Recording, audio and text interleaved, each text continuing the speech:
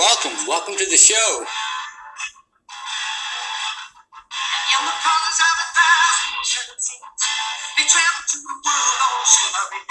Thanks for joining us here on the Children of the Sun radio show and podcast.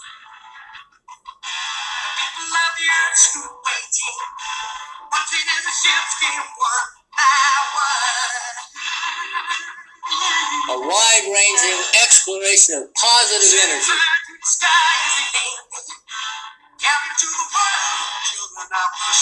From a fifth-dimensional, metaphysical point of view. Broadcast from the turquoise waters of the Caribbean Sea on WSTX AM 970 on St. Croix every Friday afternoon, 12:30 Atlantic Standard.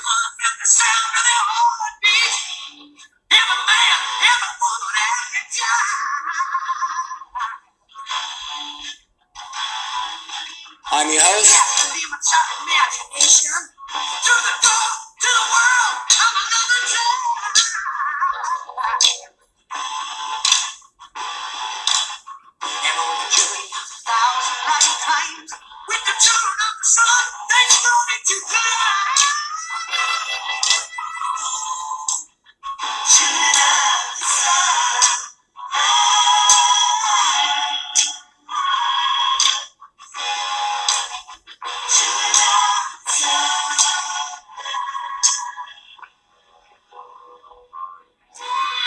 My name is Ray Bratcher. I give sacred breathwork sessions here on St. Croix and around the world. And the purpose of this program is the same as the purpose of those breathwork sessions, to free your mind. You have to let it all go. Fear, doubt, disbelief. Free your mind. So sit back, strap in, and get ready to listen to the sound of your heartbeat and explore the limits of the imagination here on Children of the Sun on WSTX AM 970 and podcasts everywhere. Hey, so welcome to Friday, December 1, 2023, the first day of December. Beginning the countdown to the last day of 2023, getting ready for 2024. I guess we're all getting ready for festival, Christmas, getting ready for the weekend. So, hey, did you hear about that institution for the criminally insane? The one where all the patients were cured without any treatment, normal standard treatment. It was an institution for the criminally insane in Hawaii, actually. And, they were having a rough time because they only got the hard cases, the ones where there was very little hope that the patient would get any better. So it was very demoralizing. So they had, a high staff turnover. The therapists kept quitting because nothing they did helped or did anything. Right? So the therapists kept quitting. The staff, the nurses, the orderlies, the receptionists, they kept quitting. It was just, they were having a tough go of it. And they were in danger of losing their license because they didn't have a therapist on staff, and to keep their license as a state institution for the criminally insane, they needed to have a therapist on staff. And so when I say these are the hard cases, I'm talking about, this is people who, they committed murders, they committed rapes, they committed arsons because, in some instances they heard a voice in their head that said, "This is God. I command you to kill that person." So they killed the person. So we're talking about, criminally insane, people who were guilty of the most heinous crimes, not minor stuff, but they were adjudged to be mentally insane. And so they put them in this state institution, and they don't get better. So, and the institution needed a therapist to keep their license, so they advertised, and I don't think they got much of a response. But one man responded, and he said, "I'll come to work for you. You can list me as your therapist, so you can keep your license. But I'm not. I want to try something different. I'm not going to see any patients, and I'll come there to work, but I want to do something different." And so, he would see the patients in the hallways, so he saw the patients, but he did not see them professionally. He didn't see them. They didn't come into his therapist office and lay down on his couch, and he would give them therapy and try to make them better, something which had not worked for the past umpty-ump years, right? So he was doing something different. And his name was Dr. Ahialayakala Hugh Lin. So he was Hawaiian. This is in Hawaii. He was Hawaiian. And he was using an ancient Hawaiian healing technique called Ho'oponopono. Ancient but modified. So Ho'oponopono is an ancient healing technique of the kahunas, the healers of Hawaii, the native shamanic healers. It began before Western contact with the Hawaiian Islands. And back in the day, the way it was traditionally used was as a kind of group healing for, like if somebody had committed offense against his family, or if someone had committed an offense against the village, they would meet the offender and the family or the village, and they would do this Ho'oponopono ritual in order to bring about a healing of the situation. And the thought behind it is that the family, this is not just like focusing on the offender and the healing of the offender, because the thought behind it is if someone has given offense, done something wrong, if the family member or the village member has done something wrong, all of us, the family or the village, bears a collective responsibility because in some way we did not see the help that this person needed. We were not sensitive to how they were trying to let us know they were in trouble, and maybe we even were short or unfriendly, or even possibly indifferent, or even possibly cruel to the person in some way, and it brought about this. So we owe this person an apology, and so they would work with the ritual in the group format, and a lot, in early like 1920, there was a woman named Morna Simeona,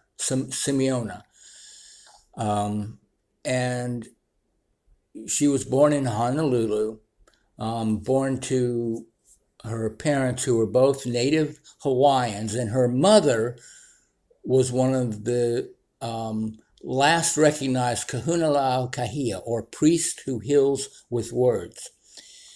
And Morna became a kahuna lapa'au, a healer, and began in 1976 to kind of modify the traditional Hawaiian forgiveness and reconciliation process. It's called Ho'oponopono, to make it more fitting with the modern day. One thing that she recognized is she said, this doesn't have to be a group process. You can do this on your own, because it has to do with how you, the person, the individual, is perceiving things. It was her version of Ho'oponopono was also influenced by She had a Christian education, Protestant and Catholic, and she made philosophical studies about India, China, and Edgar Cayce. And so,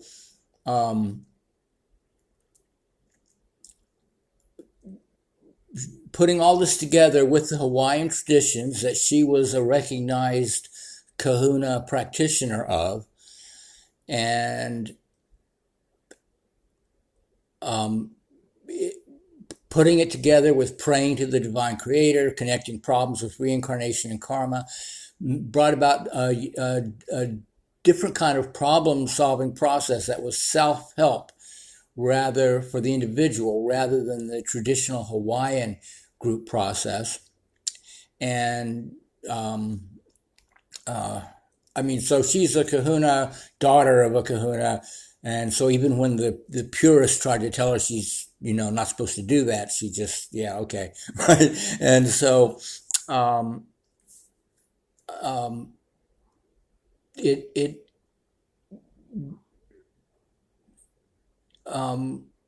so she began to teach this method of healing.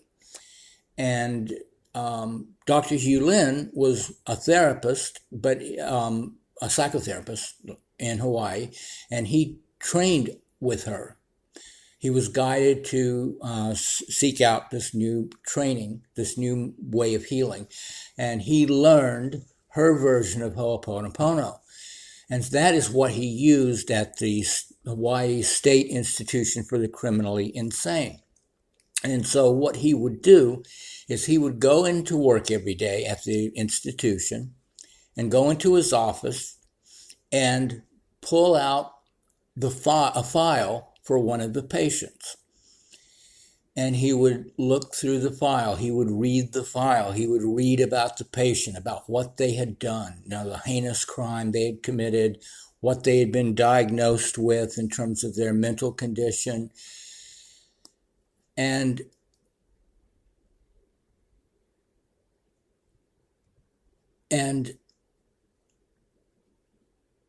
he would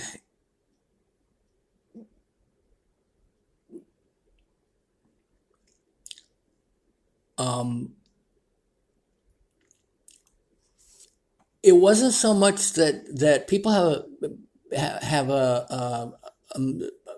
people mistakenly think that have heard this story, they think in the process of doing the Ho'oponopono, he's somehow working with the patient. And in a sense he was, but how does this working with yourself work with someone else? Because we all create our own reality. And Ho'oponopono, when it's done as a self-healing, recognizes that. That's what makes it possible. Morna Simeona realized that was what made it possible to be done individually and not as a group practice. Because really, even when it's being done as a group practice, it's working on the individual's own consciousness, and the outer reality reflects your own consciousness. So Dr. Hugh Lin realized that if there was a criminally insane person that he's reading a file about, that means there's a criminally insane person in his reality. And somehow his consciousness was responsible, or at least played a part in the creation of that criminally insane person. So this is like taking ultimate responsibility. If you are creating your own reality, then anything in your reality you had a hand in. You had a part in creating. So he would read these files and he would notice the feelings that arose inside of his body as he was reading over what these people had done. Sometimes it would be anger, sometimes disgust, sympathy, compassion, sorrow, bewilderment. He would have all these feelings that would arise within his own body as he was reading the file of the criminally insane person and what they had done. And as he saw it, that person existed in his reality because it was a mirror of the feelings that were arising in him as he read the file. And so the way to heal that person was to heal those feelings which were arising in him. And so he would study the file, note the feeling that was arising, and then the Ho'oponopono technique involves saying, when you do it with the group, everybody says it out loud. When you're doing it in the individual method, you can say it out loud or within, but it's the same four phrases. I'm sorry. Please forgive me. Thank you. I love you. So I'm sorry. Please forgive me. Thank you. I love you. So you can imagine how powerful this would be in a group process, like somebody reconciling with their family members, and the family members all say to the offender, I'm sorry. Please forgive me. Thank you. I love you. And then the offender would say it back to the family members. I'm sorry. Please forgive me. Thank you. I love you. Or with the offender and the entire village. But he's doing this with by himself. He's alone in his office with the files, and he's saying these Ho'oponopono mantra until he feels peace within himself, until the feelings of disgust or anger or even sympathy and compassion, anything other than peace, he's saying these words, and to the patient who is not in the room, he's only got the file, but he's thinking of the patient and he's thinking of the feelings that arose in him as a result of the patient, and he is repeating, I'm sorry. I'm sorry because of the role I played, because of the feelings inside of me, which created a reality where you would do this heinous thing, where you would become mentally sick. Please forgive me. So he's expressing remorse, but also asking for forgiveness. And on some soul level, this is communicating to the patient, right? And who isn't even in the room, and they're aware that someone is asking for their forgiveness. Thank you, which is an expression of gratitude. It's not just thank you for forgiving me. It's thank you for hearing me. Thank you for giving me the space to and the opportunity to process these feelings that are inside of me and had something to do with why you did what you did. Thank you for being here on earth. Thank you for your existence. Even though you did something very wrong, you're still a worthy child of the Spirit. And I love you. Unconditional love. Love in spite of what they did. Unconditional love. Repentance, I'm sorry. Asking for forgiveness, please forgive me.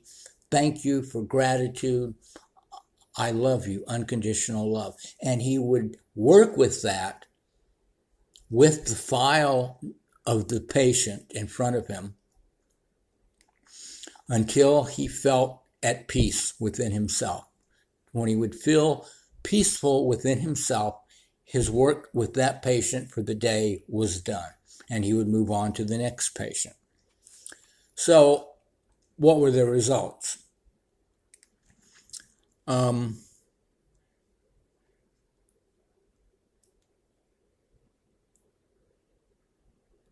After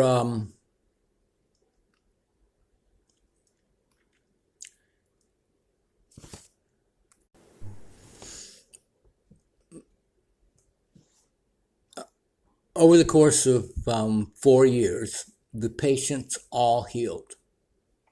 And the staff who had been quitting or calling in sick all the time eventually loved coming to work. And so this, no, understandably enough, this kind of got some attention, got some notice, and Dr. Joe Vitale heard about this and spent like 2 years looking for the man, who had since moved to the United States. And for many, many years after that, Vitale and Dr. Hugh Lin would go around the country and the world teaching this technique of Ho'oponopono.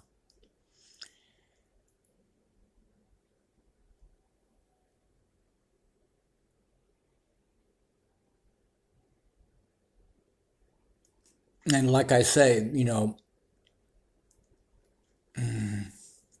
all of these patients who had been given up on,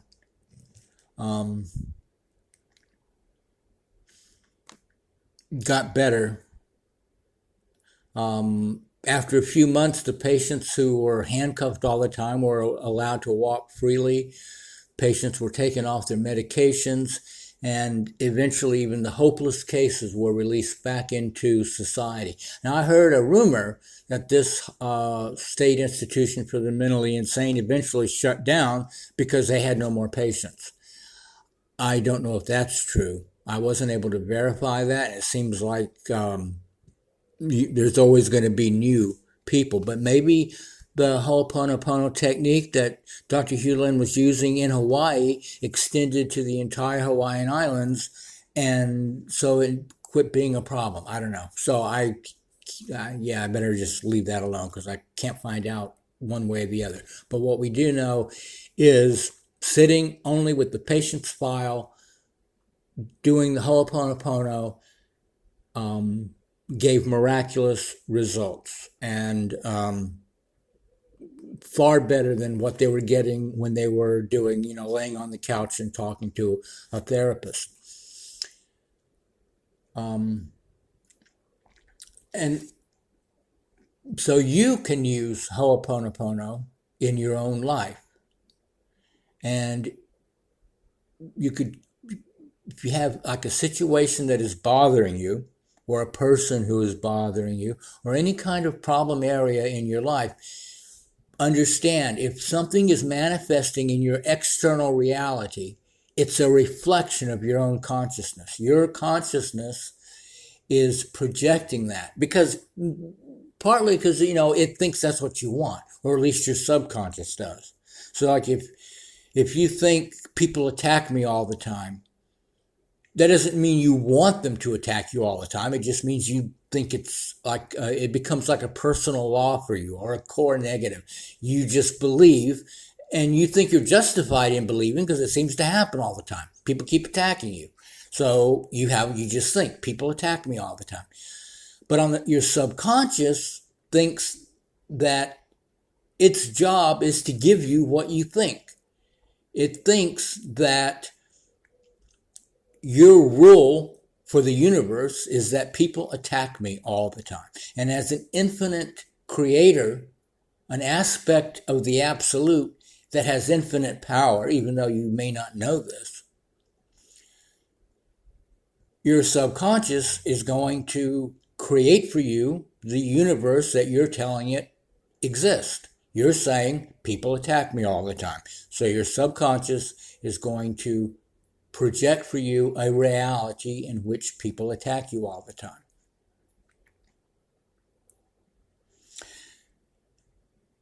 And that is coming from an incorrect belief and emotion within you.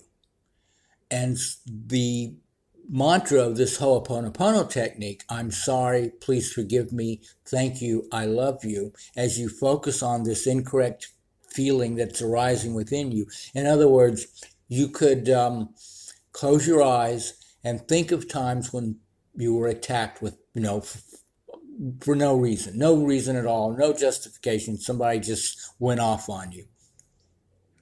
Maybe it's like a tense conflict situation at work. So you think about the person who's giving you the problems at work. Have your eyes closed. Imagine the person. Imagine one of your experiences at work where this person was attacking you and it wasn't fair and it wasn't right, and then maybe you gave some back and it got all heated, and so you imagine that in your mind, and you notice the feelings that arise within you because of this. Maybe it's fear, maybe it's anger, maybe it's just stress. Maybe it's like a contracted feeling, maybe in your stomach, and your stomach gets all tight.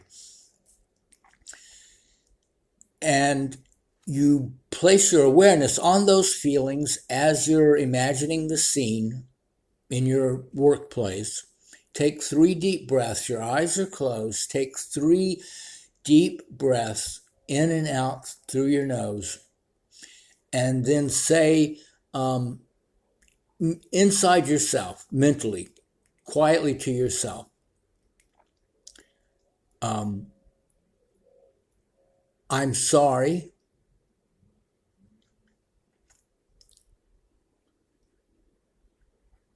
And when you're saying I'm sorry, realize that you are saying I'm sorry to the person that you're having the problem with, or that's having a problem with you. It's a problem for you. You're saying I'm sorry to yourself. You're saying I'm sorry to these feelings that are rising within you. You're saying I'm sorry to your subconscious. Please forgive me. You're asking for forgiveness from all of these. And you can pause a little bit here to try to feel the forgiveness. And then next is thank you. Thank you for hearing me out. Thank you for considering what I'm saying. Thank you for your subconscious mind. Thank you for trying to do what you thought I wanted. To your body, thank you for having these feelings to show me where I'm screwing up. Gratitude. Even when thank you to the person, not only just for forgiving you and hearing you out with your apology, but even thank you for acting like a jerk so that I could find out about these feelings that are inside me that I would never have known about if it wasn't for you.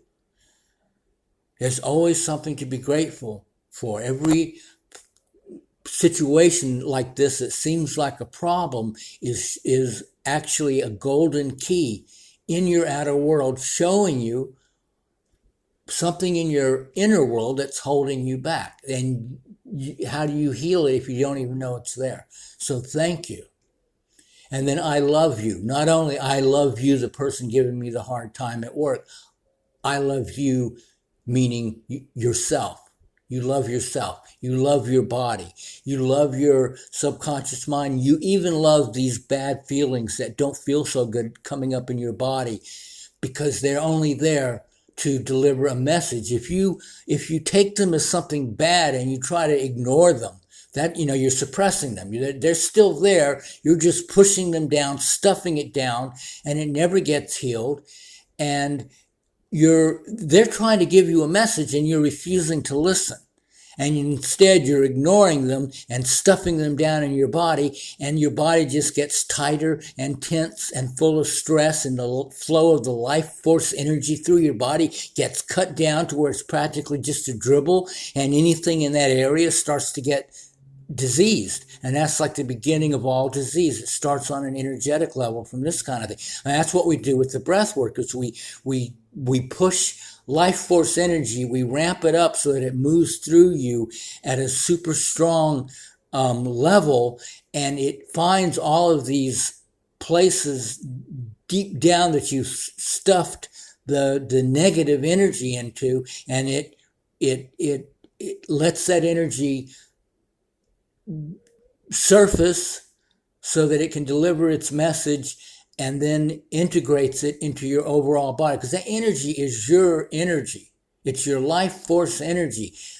And you've made it wrong. You've stuffed it down in your body and cut it away from you. So now you don't have access to that energy anymore. So you gradually just keep doing this. People do this year after year till finally, basically, most people pass away somewhere, 70, 80, 90, because that's how long it takes the average human being to cut their energy down until there's nothing left or not enough left to sustain life. So you breathe in the life force energy in the breathwork process. We teach you how to breathe in the life force energy, and you get that negative energy gets integrated back into your body, because it's not negative anymore, because you've listened to it. You listened to the message it was delivering. You found this incorrect thought or emotion or belief deep down in your body that you needed to heal, and you heal that, and the energy comes back. And then so that's why after a session most people feel like full of life, full of energy, jumping up off the table, because they got a big chunk of their energy back. And then you learn how to keep doing that, how to do that all through your life, so you're not, how to avoid stuffing it down in the first place. And if you do, how to get it back, how to use, the breath work is like I teach you how to do it yourself, so you can use it whenever you need, or use it whenever you want, or just use it because it feels great. So the Ho'oponopono technique, you're going to be with basically meditating, eyes closed. Remember to breathe, and you just keep repeating the four phrases: I'm sorry, please forgive me, I thank you, I love you. And just kind of say them over and over to yourself like a mantra, like you're meditating on a mantra. I'm sorry, please forgive me, thank you, I love you. And extend, see what you're doing. See what you're doing there.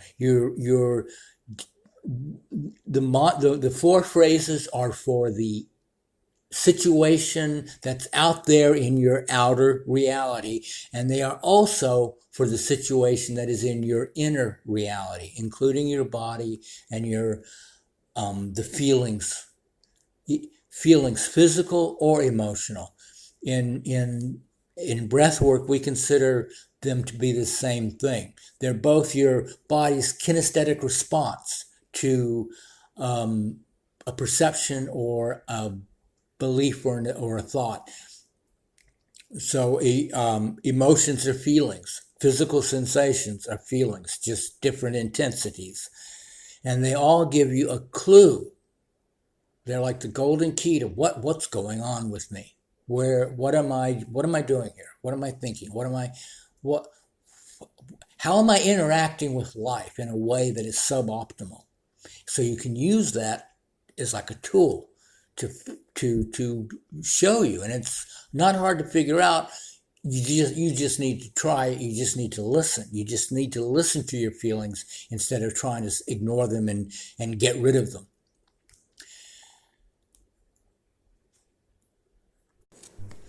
I mean, can you imagine emptying out a state institution for the criminally insane with those four simple phrases? Healing all the patients, and not only the patients, healing the staff as well.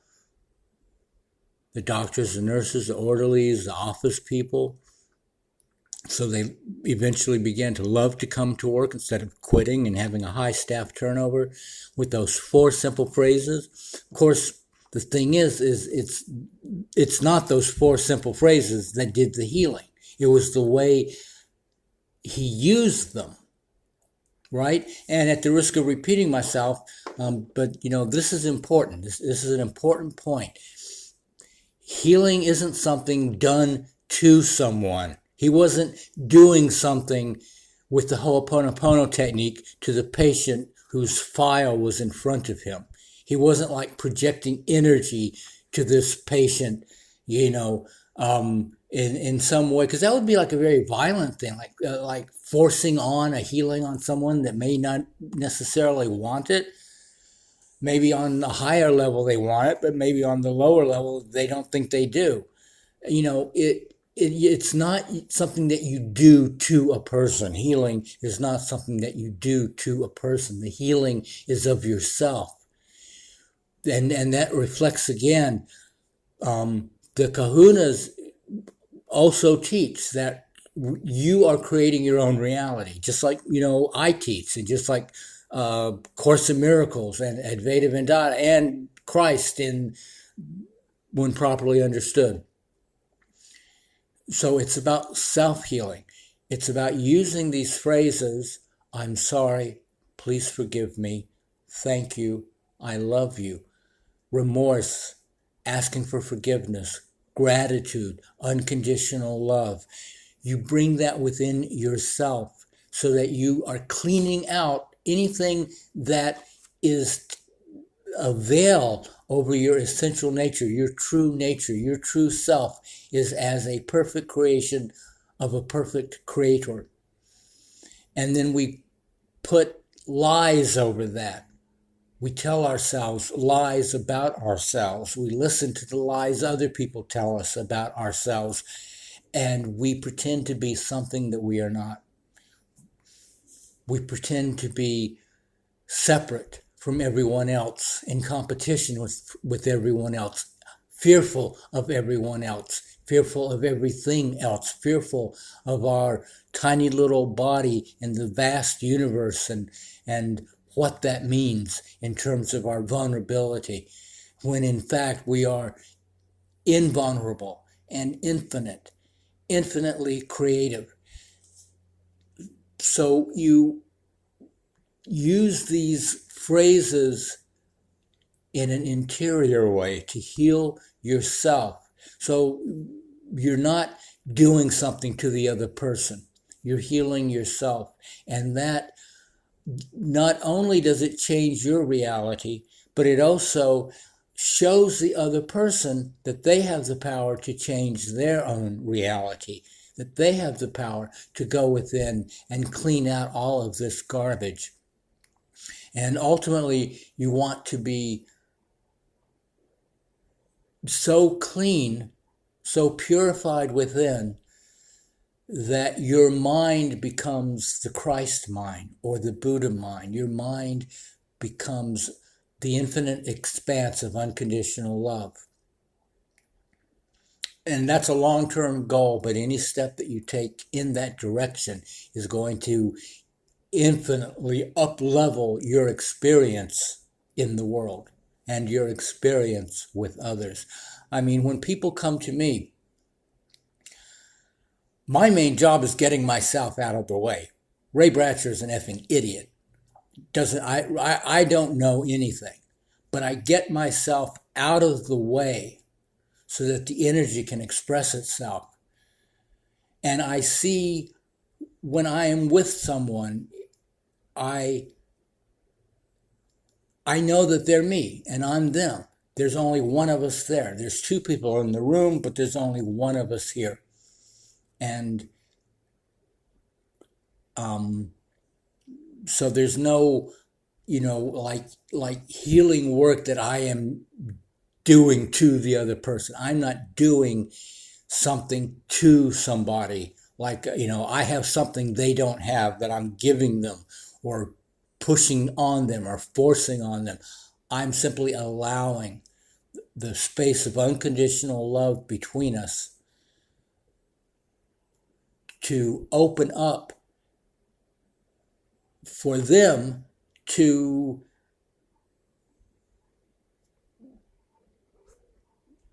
have the shift in consciousness that brings about their healing in whatever particular form they might need it at that moment. And then the great thing about this is once you learn the technique, the forms don't matter. So whatever form a problem arises for you later on in life, you can still use the same technique over and over and over again to heal the form, to heal it in whatever form it shows up as. So, but the reason that the phrases are so powerful isn't the phrases themselves, it's how you use them. It's using them, to get yourself back to who you really are, to clean out all the garbage, to bring your consciousness back to where it was before it got filled with garbage. And then once your consciousness is back to a state of gratitude and unconditional love, your outer reality will change to match your new inner reality. And your subconscious will begin to learn that you no longer want to manifest a reality where people are attacking you for no reason. You now are manifesting a reality where people are friendly to you and um, expressing unconditional love to you. And you are expressing unconditional love towards them. So I'm sorry. Please forgive me. Thank you. I love you. And you don't have to use them in that order. You don't even have to use all four of them. It's not rigid like that. When you're doing this at various times in your life for various situations, you'll know, like mainly I want to just say I'm sorry and thank you. Or you might just want to say, please forgive me, I love you. Or you might want to do all four. Or you might want to do all four, but stay longer on one of them. I mean, it's what you need. What is it that will help you to reach a state of inner peace where you're no longer a tornado inside yourself? If you want to manifest a tornado life, things coming at you from every direction out of the blue, hard and fast, making you miserable, let your inner state be a tornado. If you want to have a peaceful, loving life, let your inner state be peaceful and loving. And you use this technique. It's a very focused technique, a very powerful technique. It's been used in Hawaii for hundreds of years for achieving that inner state of peace and unconditional love. Um,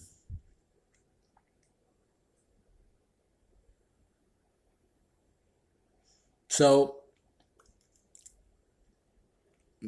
maybe we should try it. Maybe we should try it.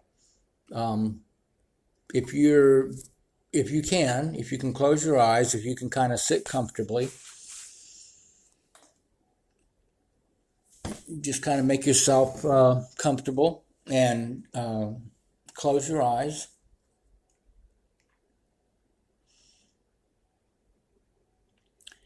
And we'll wait for people to get situated.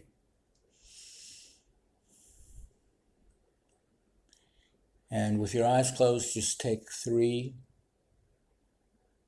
deep breaths through your nose.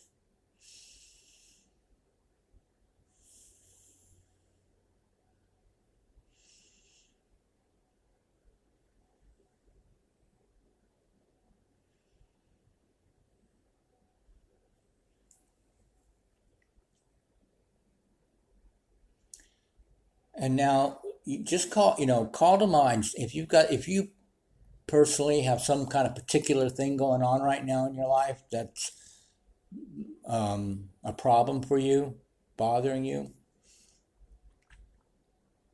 It could be anything. A coworker, like we were talking about before, a neighbor, a family member.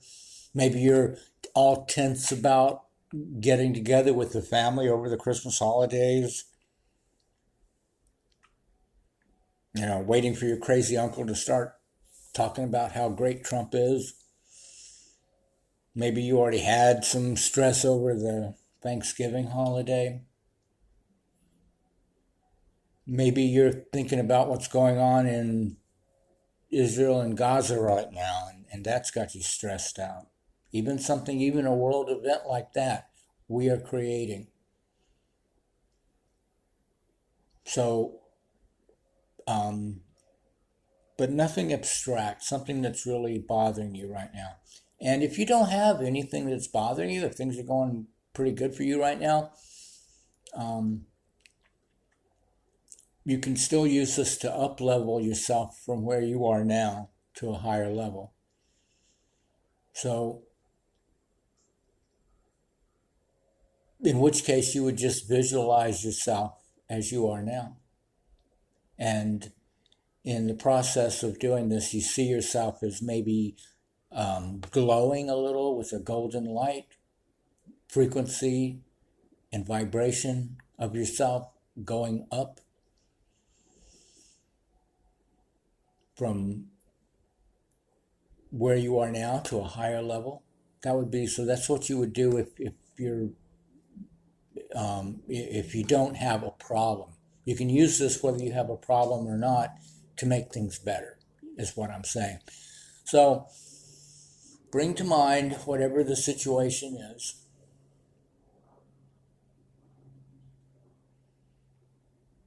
And then notice where you feel that in your body, what you feel in your body, how it feels. Is it an emotion? Is it a physical sensation? Is it a contraction? Does it just not feel good? What are you feeling in your body as a result of the situation in your life?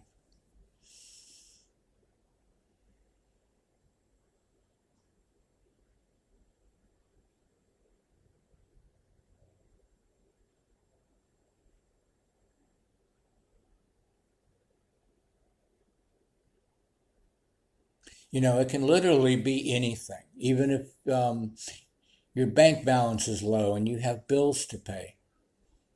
You can you can say, I'm sorry, please forgive me, thank you, I love you, to your bank balance because you've been angry at it, upset with it for being so low, or to your bills, to the people you're having to pay money to, and you're not happy about that.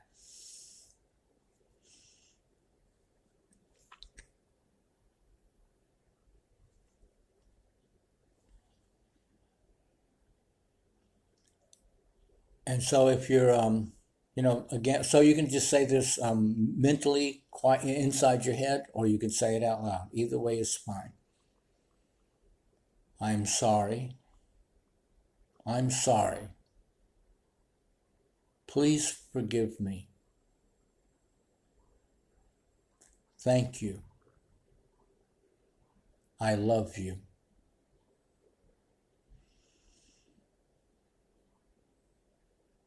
I'm sorry. Please forgive me. Thank you. I love you. I'm sorry. Please forgive me. Thank you. I love you. I'm sorry. Please forgive me. Thank you. I love you. I'm sorry.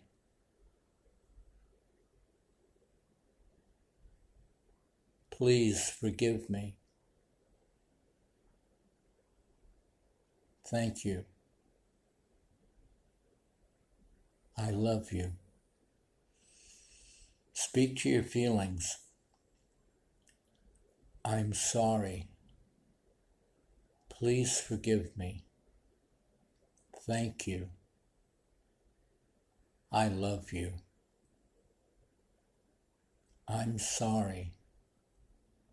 Please forgive me. Thank you. I love you. I'm sorry. Please forgive me. Thank you. I love you. Notice how your feelings are moving to a place of peace.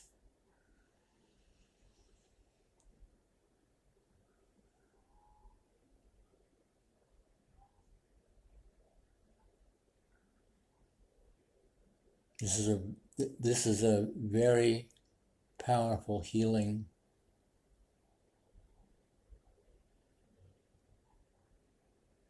technique,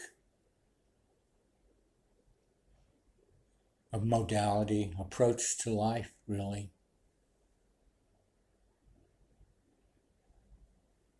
It's a healing of your reality.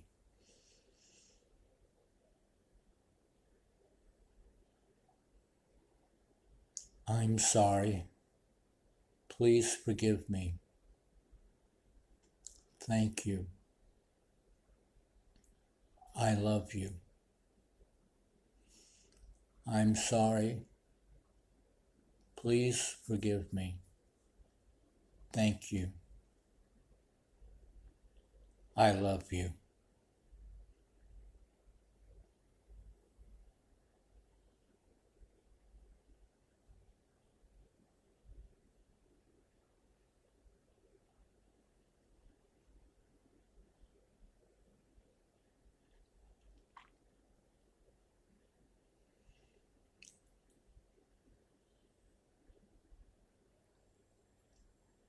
If you need to stay with it longer, you always can.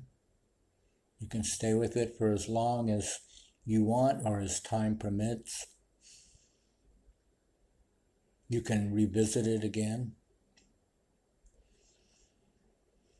And then when you feel at peace, when you feel complete, you take 3 deep breaths again through the nose.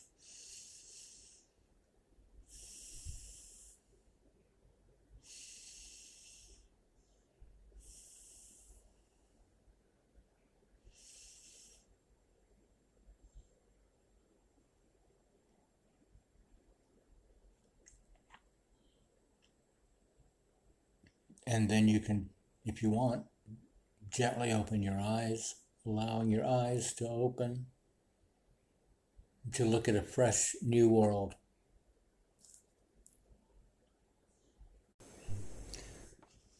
So this is a powerful healing technique that you can use for any of life's situations.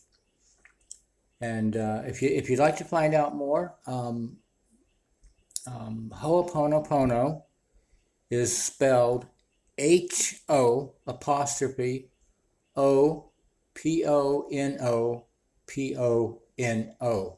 Ho'oponopono. Ho'oponopono.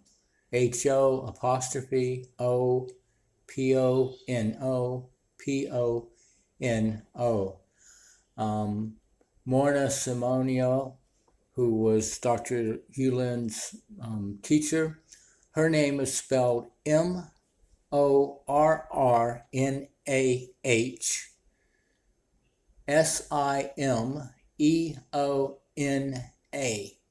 So Morrnah, Morna, Simeona. Simeona. Dr. Hewlin, Dr. Ahelakala Hewlin, his name is Ihaleakala,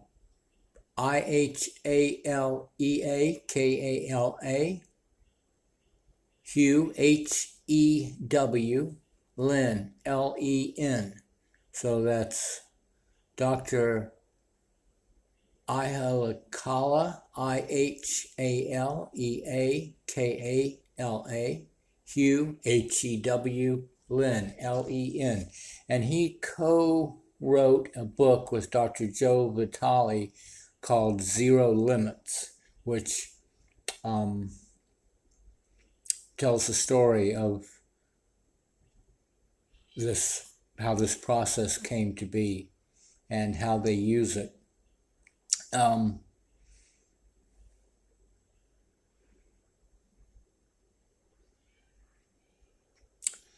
So, and this process, as you use it and begin to realize the extent to which you can affect your own reality, how reality is not the etched in granite thing that most people think of it as, that it's a lot more fluid than we realize.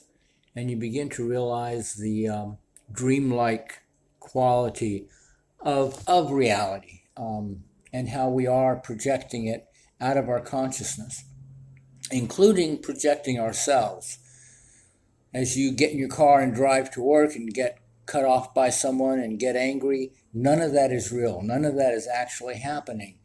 You are not real. You are a dream character inside of a dream.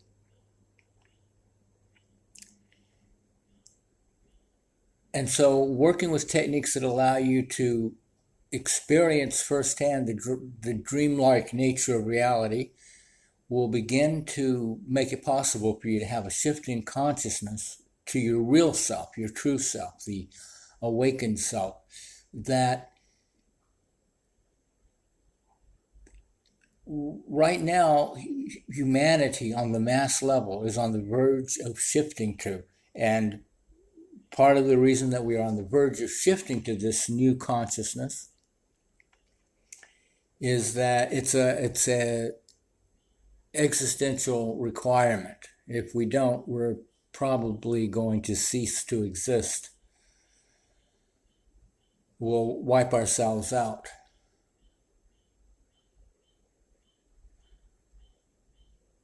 So it's there's a lot of collective urge towards this, making this jump, this shift in consciousness to a new reality. Because the old ways are not working anymore. The old systems are not working. The old way of thinking and being in the world is not working.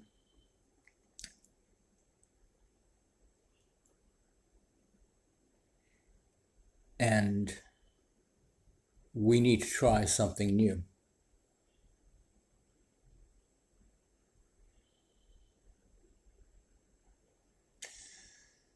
And speaking of something new, let's turn to our new poetry corner. This is I'm going to read a poem written by Joseph Fasano. The poem is called Words Whispered to a Child Under Siege.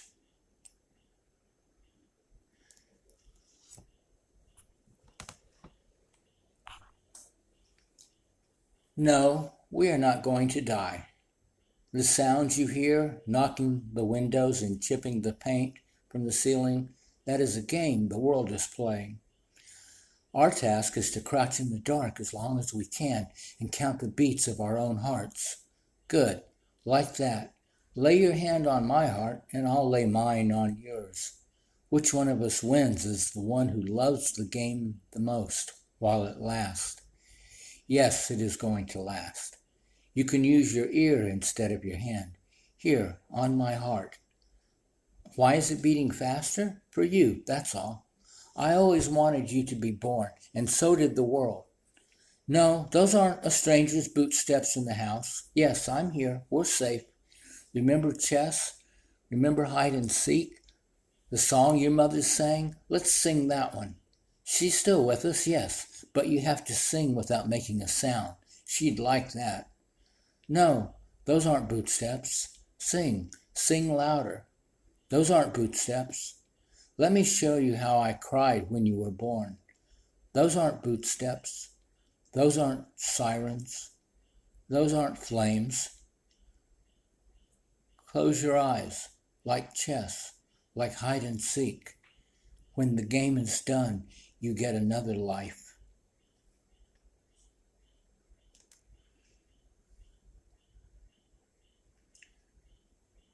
So the old way of thinking is the way that gave us that world. It's time for a new world.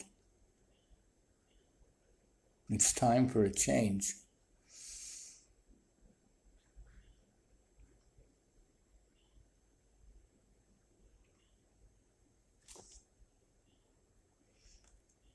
And I think we have a new sponsor for today's show. So let's hear from them now.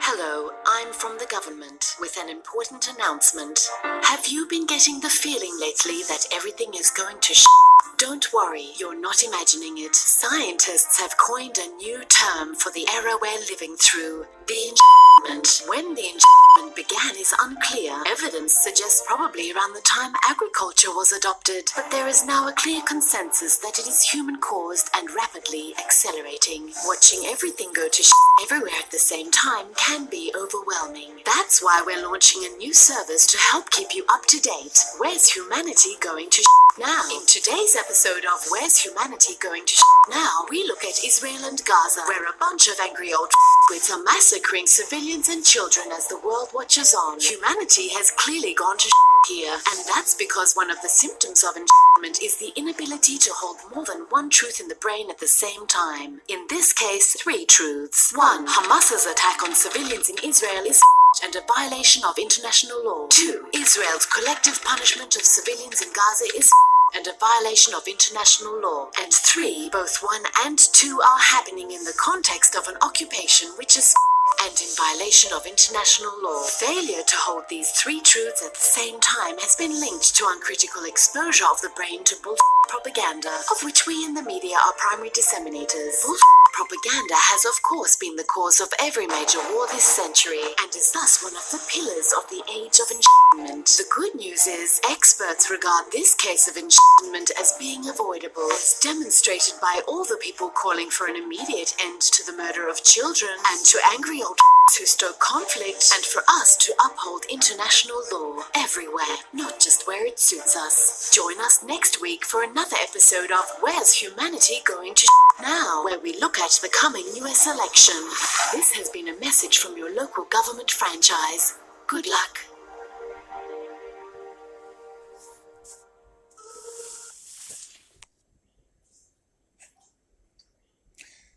So, it's easy to give in to despair and hopelessness,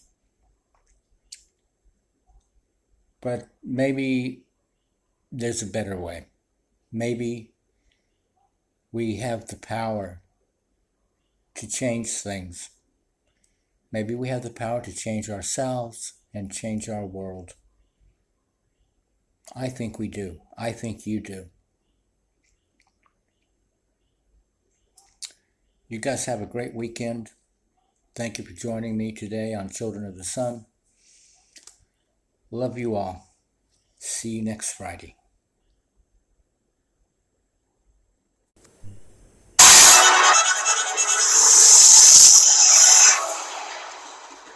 You have to let it all go, Mia. Fear, doubt, and disbelief. Free your mind.